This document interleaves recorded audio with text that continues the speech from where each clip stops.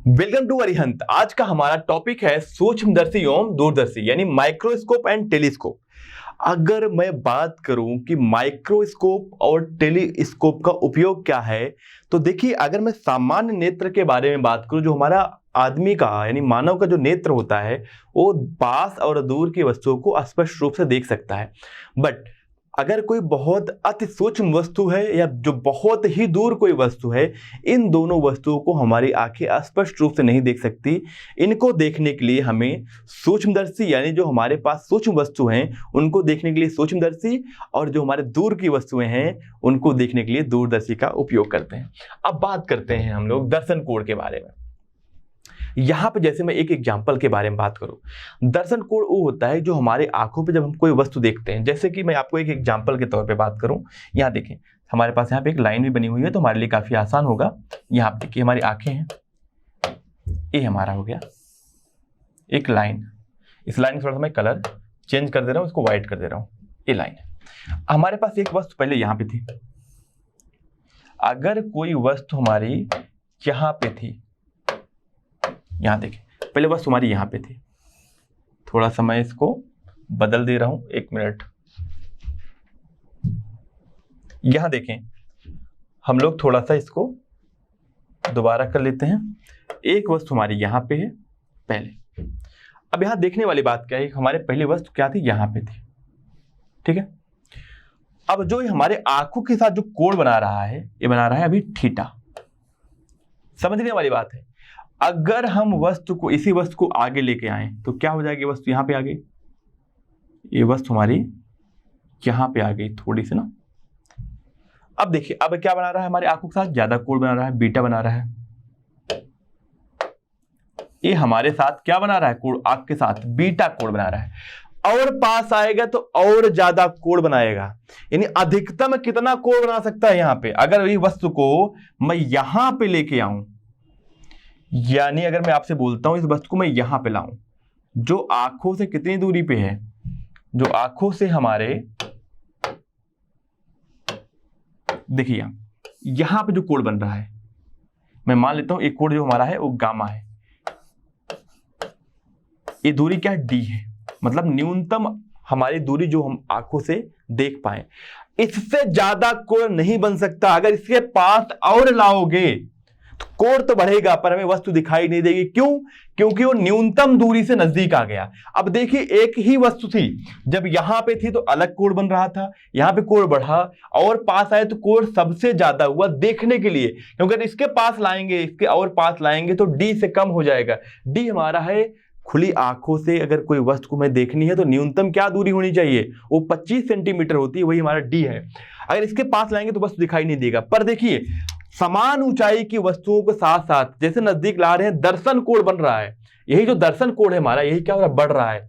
जितना ज्यादा हमारा दर्शन कोण होगा उतना ही बड़ी हमें वस्तु दिखाई देगी। तो यहां पे देखिए, जो सबसे निकटतम पे है, डी दूरी पे है, वो वस्तु हमें सबसे ज्यादा बड़ी दिखाई देगी। तो सिंपल सी बात है, जब हमारी आंखों पर वस्तु को, जब हमारे आंखें किसी वस्तु को देखती हैं तो उस वस्तु का आभासी आकार जो हमें दिखाई पड़ता है वह उस वस्तु द्वारा बनाई गई आंखों पर बने कोण पर निर्भर करता है। इसे दर्शन कोण कहते हैं। दर्शन कोण हमारा जितना ज्यादा होगा वो वस्तु हमारी उतनी ही बड़ी दिखाई देगी। तो ये हमारा हो गया दर्शन कोण का कॉन्सेप्ट। ये आपको समझ भी आ गया होगा। इस तरीके से हमारे वस्तु को आगे लेके आते हैं, दर्शन कोण बढ़ता है और रेटिना पे यानी पीछे हमारा क्या बनता है, इसका प्रतिबिंब बनता है। जितना दर्शन कोण बढ़ेगा उतना हमारा प्रतिबिंब बढ़ेगा। अब हम बात करते हैं प्रकाशिक यंत्रों की आवर्धन क्षमता। प्रकाशिक यंत्र करते क्या है, हमें कोई अगर सूक्ष्म वस्तु देखना है तो पहले दर्शन कोण बहुत कम बन रहा था, इसलिए हमें दिखाई नहीं दे रहा था। तो ये जो हमारी सूक्ष्मदर्शी होगी वो क्या करेगी, वो दर्शन कोण को बढ़ा देगी, यानी उसको आवर्धित कर देगी, उसकी आवर्धन क्षमता बढ़ा देगी। तो हम यहां बात करते हैं प्रकाशिक यंत्रों की आवर्धन क्षमता। तो प्रकाशिक यंत्रों की जो आवर्धन क्षमता है, इसको हम लोग एम से दिखाते हैं।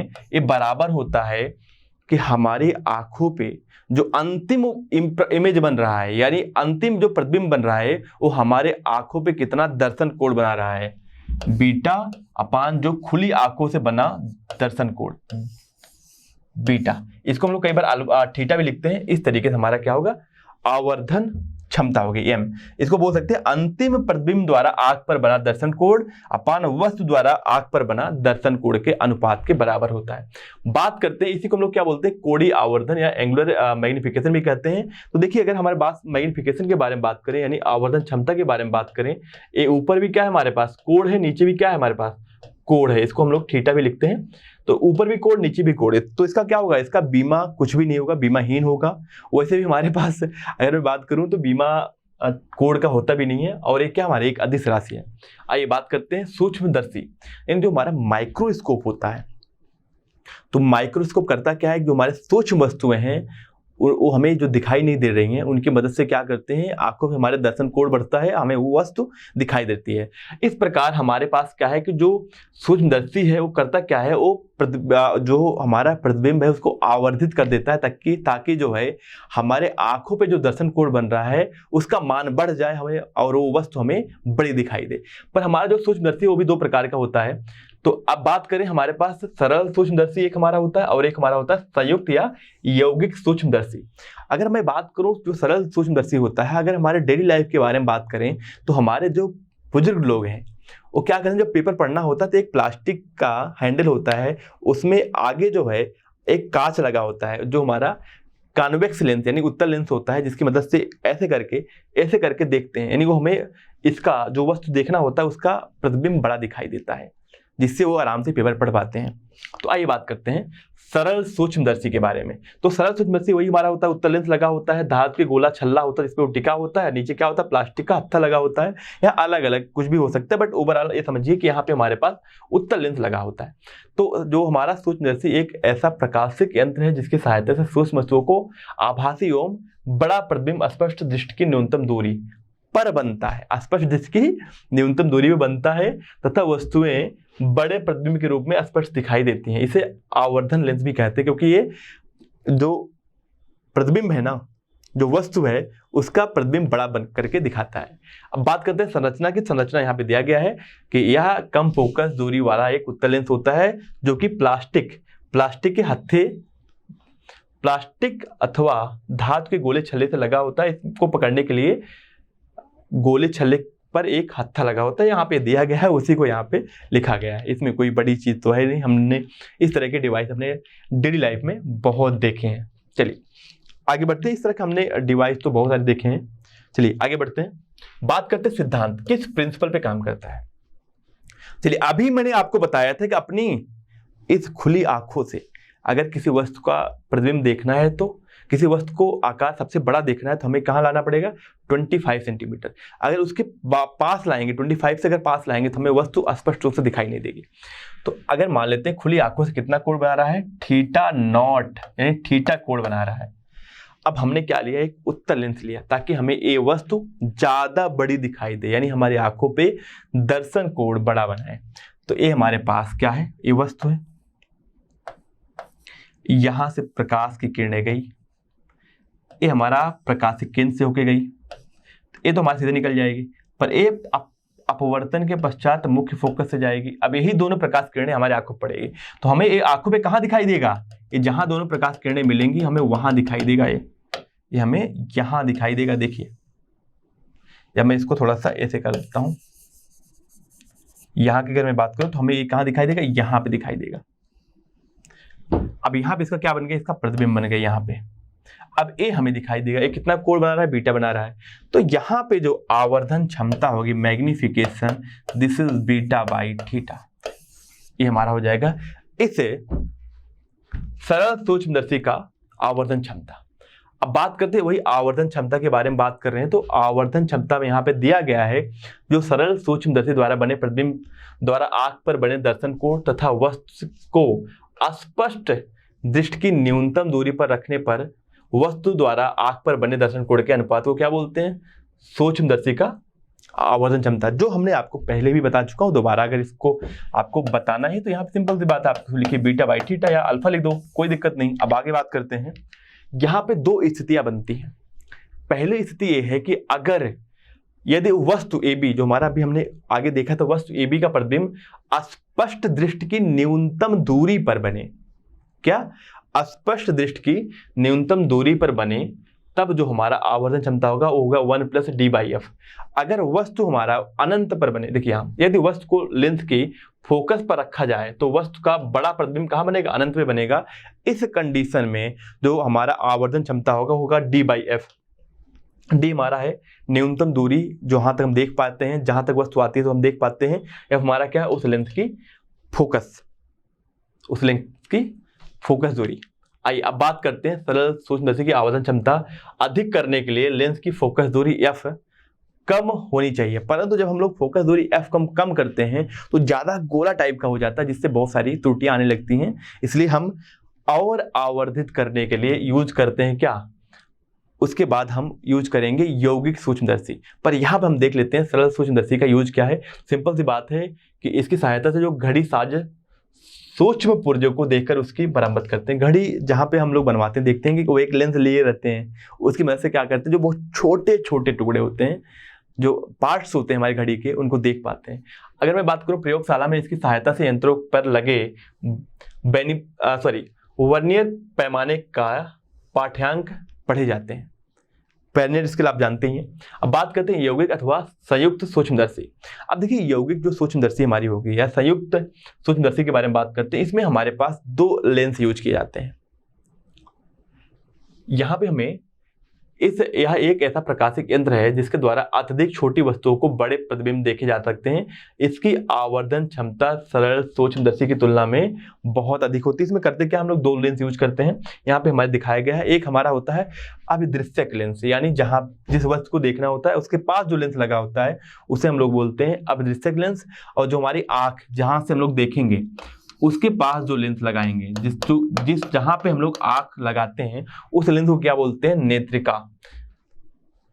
अब यहां बात करते हैं, एक चीज होता है इसको हम लोग बोलते हैं क्रॉस तार, और इसकी मदद से इसको आगे पीछे किया जा सकता है। इसकी मदद से इन दोनों लेंसों के बीच की दूरी को कम और ज्यादा किया जा सकता है। तो वही सारी चीजें यहाँ पे लिखी गई हैं। अब ये समझिए कि इसकी फोकस दूरी कम होती है और इसकी फोकस दूरी ज्यादा होती है। ध्यान रखने वाली बात है कि जो हमारा अदृश्यक लेंस है, क्योंकि हमें सूक्ष्म वस्तु देखनी है तो यही कहीं होगा, तो इस वस्तु को देखने के लिए हमें इसकी जो फोकस दूरी है कम रखते हैं, जबकि इसकी नेत्रिका वाले की फोकस दूरी ज्यादा रखते हैं। अब ये बात करते हैं समायोजन की। तो देखिए हमारे पास यहाँ पे एक पिन लगा होता है, इसकी मदद से हम इसको दोनों लेंसों के बीच की दूरी को कम और ज्यादा कर सकते हैं। जिसकी मदद से कम और ज्यादा कर सकते हैं उसको हम लोग बोलते हैं दंड चक्र व्यवस्था। आइए अब बात करते हैं यहाँ पे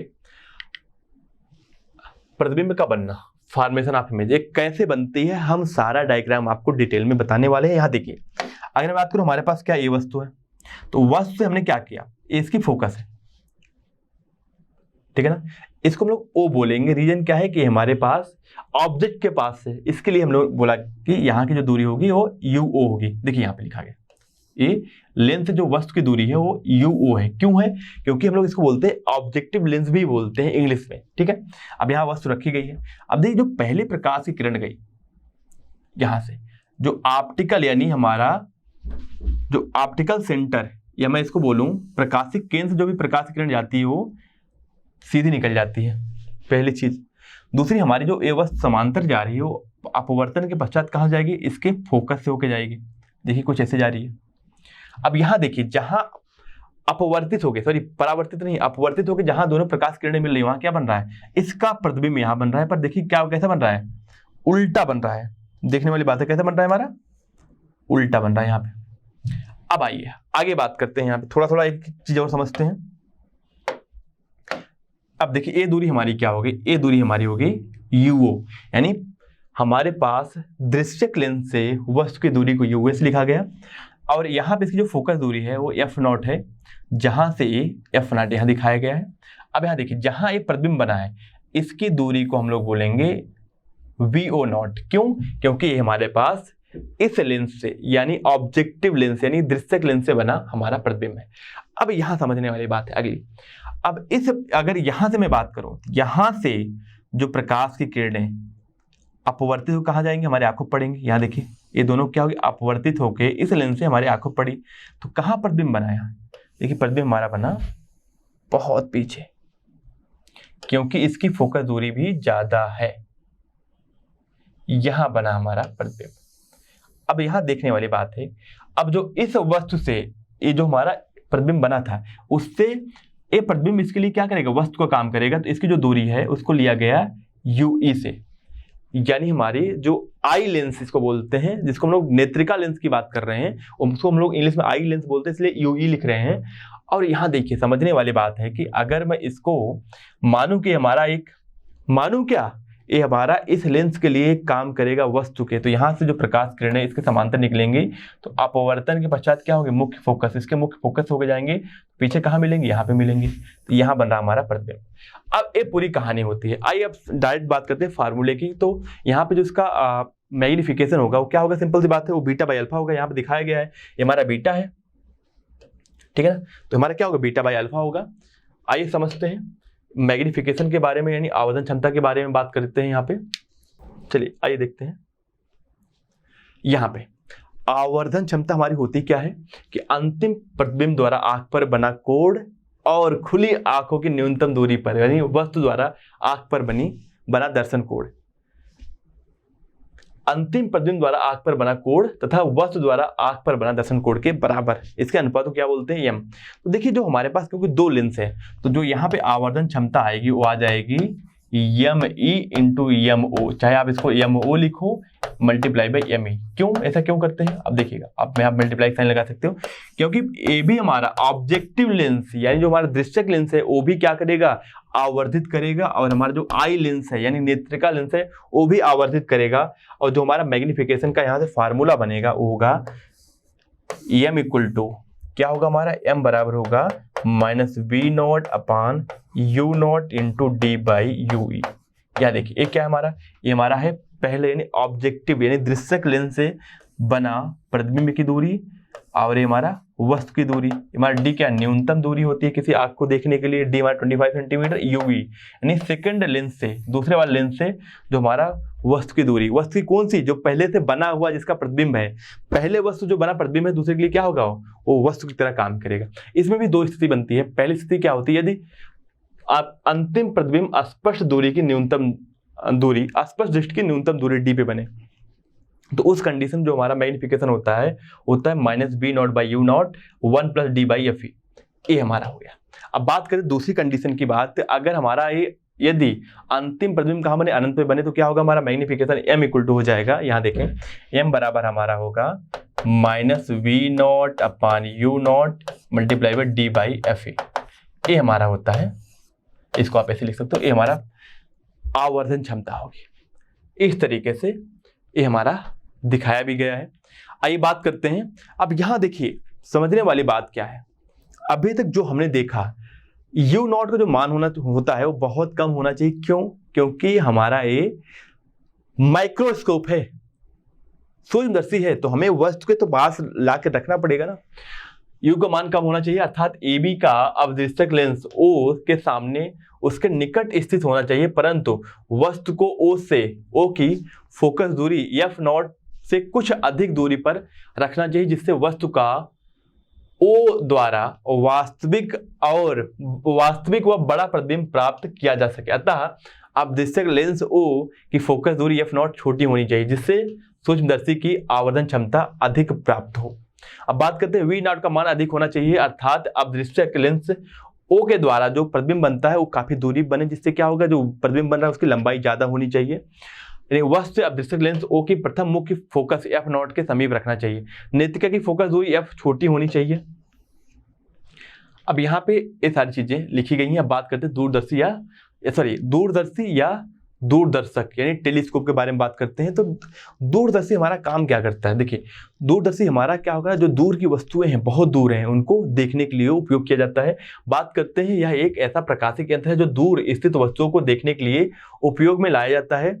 दूर की वस्तु द्वारा नेत्र पर बना दर्शन कोण छोटा होता है, उसको बढ़ाने का काम करता है, जिससे हमारा क्या हो, हम दूर की वस्तुओं को देख पाए।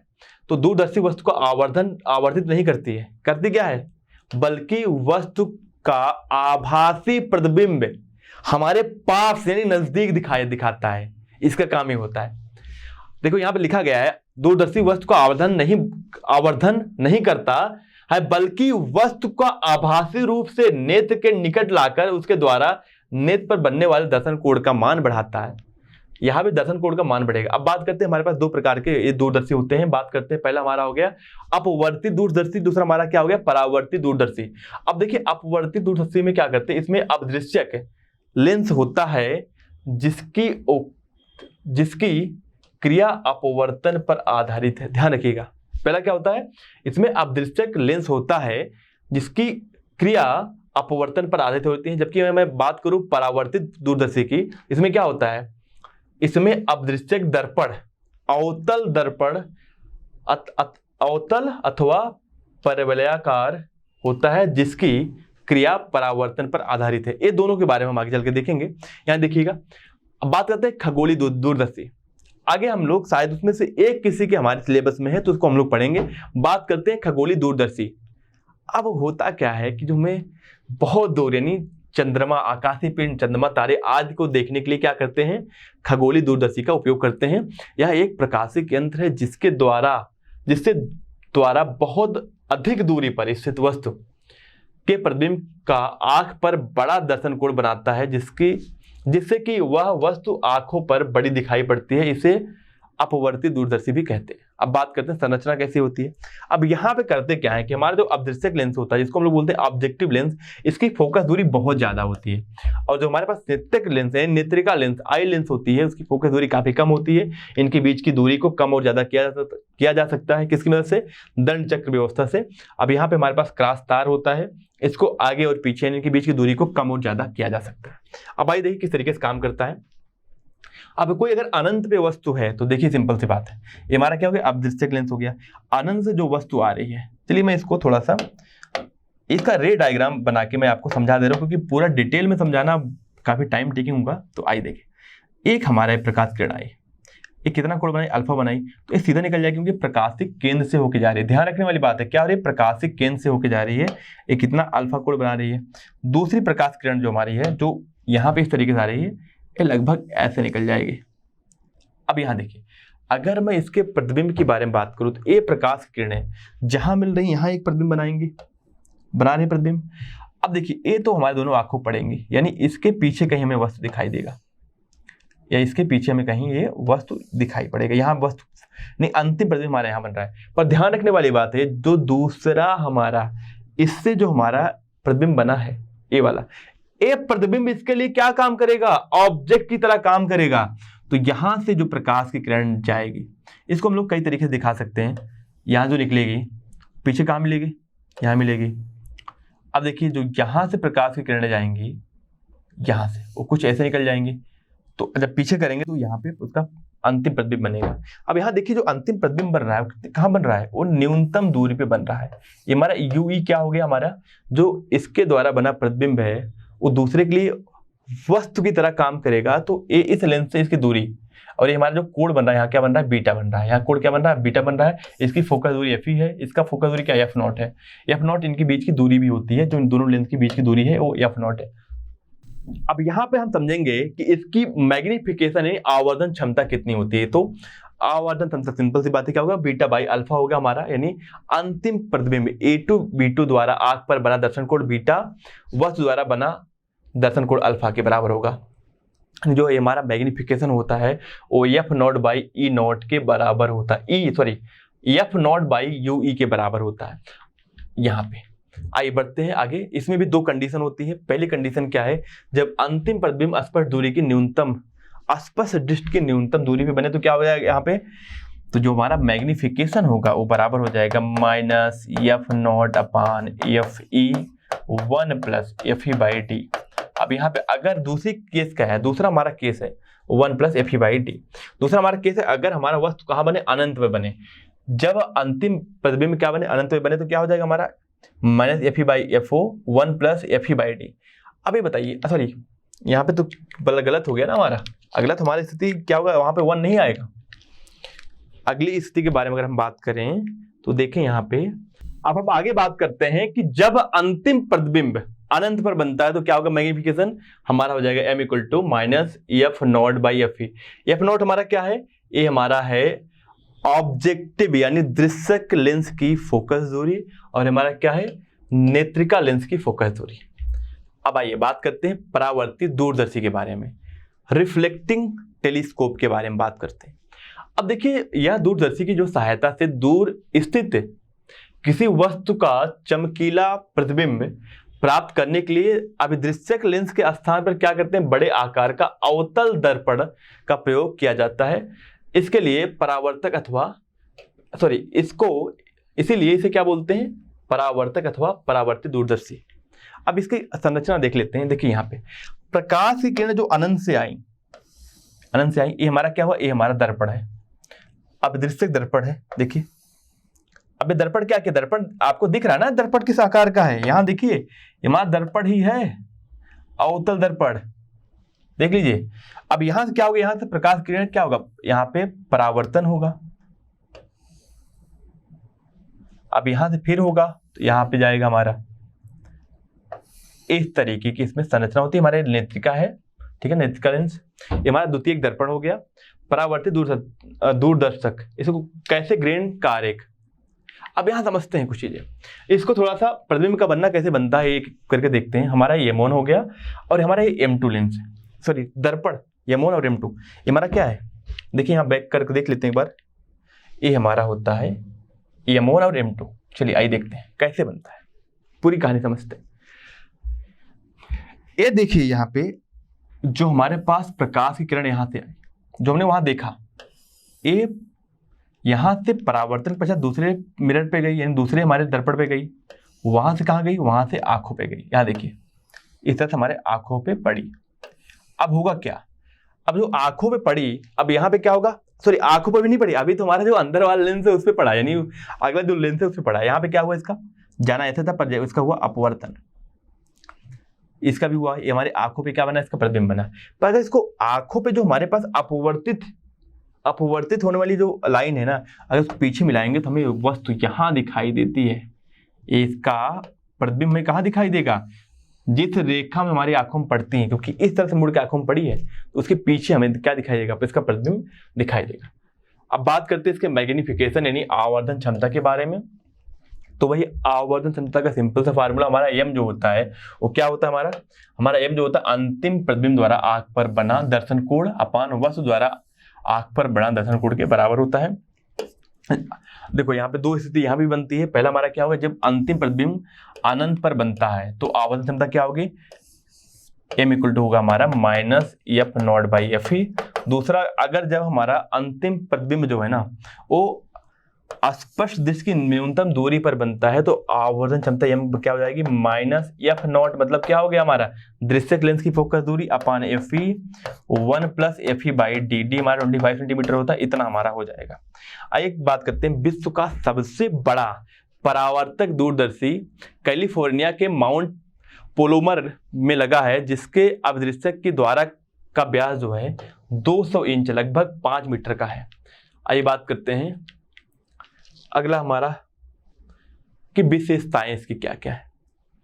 तो परावर्ती दूरदर्शी अपवर्ती दूरदर्शी से निम्न विशेषताओं के कारण अच्छा है। तो इस बात को दोबारा मैं बोल दे रहा हूं कि जो हमारी परावर्ती दूरदर्शी अपवर्ती दूरदर्शी से निम्न विशेषताओं के कारण अच्छा है। पहली चीज तो क्या है, परावर्ती दूरदर्शी से निर्मित प्रतिबिंब समान द्वारक के अपवर्ती दूरदर्शक की अपेक्षा अधिक चमकीला होता है, क्योंकि यहाँ पे परावर्तन हो रहा है। परावर्तित दूरदर्शक से बने प्रतिबिंब का वर्ण विपतन का दोष नहीं पाया जाता है। जो फोकस जो अलग अलग कलर के कारण उनका जो रिफ्लेक्शन होता है वो दोष यहाँ नहीं पाया जाता उतना।